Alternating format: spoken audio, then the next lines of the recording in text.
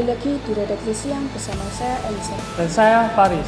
Pemirsa, seperti yang kita ketahui, kalau Jakarta tidak pernah luntur bagi banyak orang yang ingin mendapatkan sumber penghidupan. Setiap tahun, jumlah penduduk di kota Jakarta bertambah, namun hal ini tidak dibarengi dengan pembangunan yang merata. Banyak yang mengira bahwa kasus lonjakan penduduk diakibatkan hanya karena urbanisasi saja. Namun sebenarnya ada banyak faktor lain yang dapat mengakibatkan lonjakan penduduk tersebut. Penjelasan lebih lanjut akan dijelaskan oleh narasumber yang saat ini telah bersama reporter kami, Mas Sipaur di lokasi. Silakan Mas Sipaur. Selamat siang, terima kasih atas waktunya. Saya Nur Sipauriyadi sebagai reporter di sini dan saya sedang bersama narasumber kita. Baik, dengan Bapak siapa? Bapak Agai. Terima kasih Bapak Agai. Bagaimana pendapat Bapak terkait lonjakan penduduk yang terjadi sekarang di DKI Jakarta? Lalu apakah penyebabnya hanya karena faktor migrasi saja? Nah, terima kasih atas pertanyaannya. Jadi, apakah lonjakan yang terjadi di DKI Jakarta, lonjakan penduduk ini, apakah hanya karena faktor migrasi? Menurut saya bukan. Ada yang lebih menjadi faktor utama, yaitu migrasi itu bisa terjadi karena ada beberapa faktor. Nah, di dalamnya itu yang pertama, mengapa terjadi lonjakan penduduk? Karena faktor ekonomi dan pekerjaan, Mas. Jadi orang-orang di luar Jakarta, orang-orang di luar Jawa, mereka itu menjadikan tempat di DKI Jakarta itu sebagai tempat administratif di mana mereka bisa mencari lapangan pekerjaan untuk mencukupi kebutuhan finansial mereka.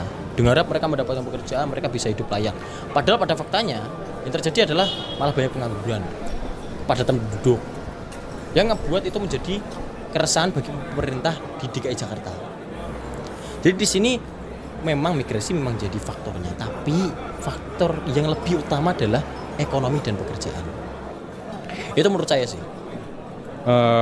Bagaimana suatu daerah dapat mengatasi lonjakan penduduk? Bagaimana suatu daerah dapat mengatasi lonjakan penduduk? Nah, sebenarnya saya bakal ngejelasin ya. Komposisi penduduk itu apa ya? Komposisi penduduk itu adalah susunan penduduk berdasarkan jenis kelamin, usia, pekerjaan, pendidikan dan lainnya ya.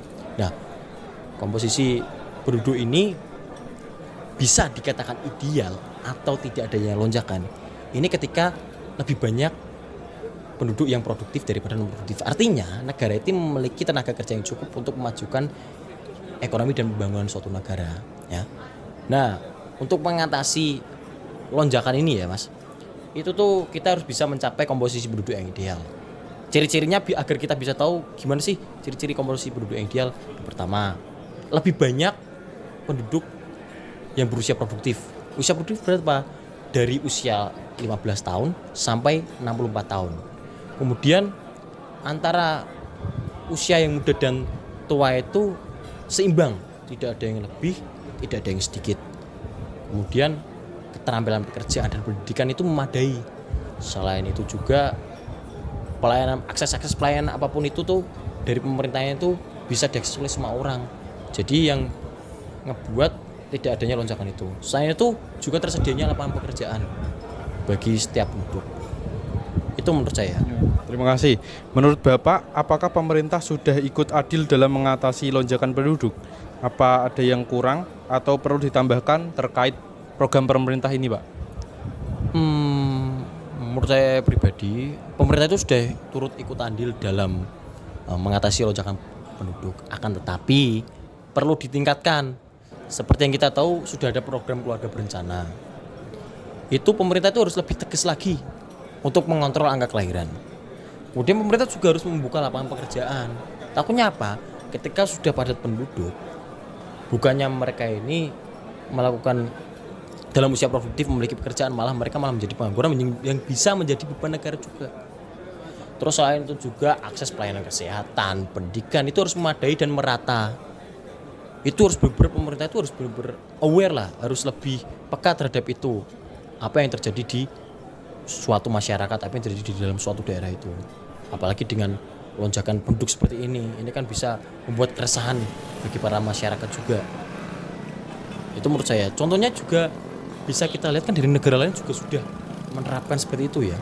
Cina, Thailand, di Swedia, mereka itu benar-benar mengontrol angka kelahiran dan benar-benar di sana itu mengontrol untuk agar tidak terjadinya lonjakan penduduk itu. Itu menurut saya Mas. Ya, baik, terima kasih Bapak Agai atas waktunya. Saya sampaikan kembali kepada reporter yang ada di sana. Terima kasih.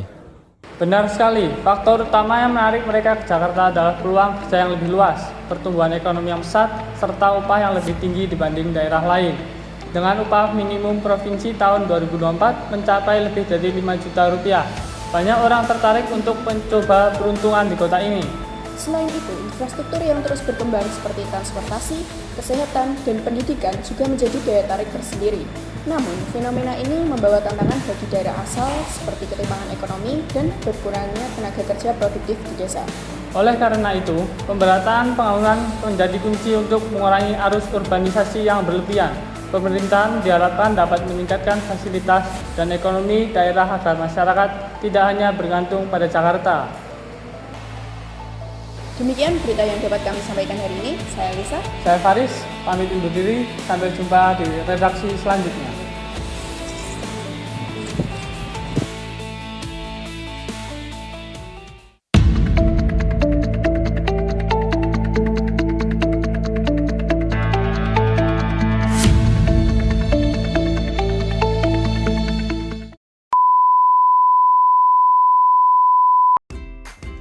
Halo teman-teman, perkenalkan saya Farel.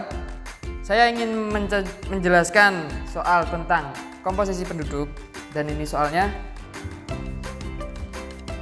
ada soal nomor 1, yaitu suatu negara memiliki penduduk usia produktif yaitu 15 sampai 64 tahun sebanyak 180 juta jiwa, dan penduduk usia tidak produktif di bawah umur itu 15 tahun dan di atas 60 tahun sebanyak 60 juta jiwa.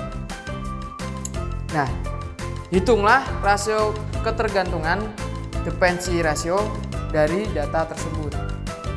Nah, dan ini soal rumus-rumusnya. Rasio ketergantungan. Rasio ketergantungan itu penduduk tidak produktif dibagi penduduk produktif dikali 100%. Nah, sedangkan penduduk tidak produktif itu tadi ada 60 juta jiwa dibagi penduduk produktif yaitu 180 juta jiwa dikali 100%. Dan hasilnya ada 33,3%. Saya lanjut soal nomor 2. Di sebuah kota, komposisi penduduk berdasarkan jenis kelamin adalah sebagai berikut, yaitu laki-laki ada 520.000 jiwa dan perempuan ada 480.000 jiwa. Hitunglah seks rasio dari penduduk kota tersebut, yaitu jumlah laki-laki dibagi jumlah perempuan dikali 100. Nah, jumlah laki-laki yaitu ada 520.000 jiwa dibagi jumlah perempuan ada 480.000 jiwa dikali 100, dan hasilnya ada 108,33. Wow!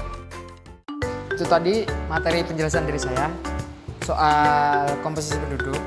Saya Farel, terima kasih, sampai jumpa.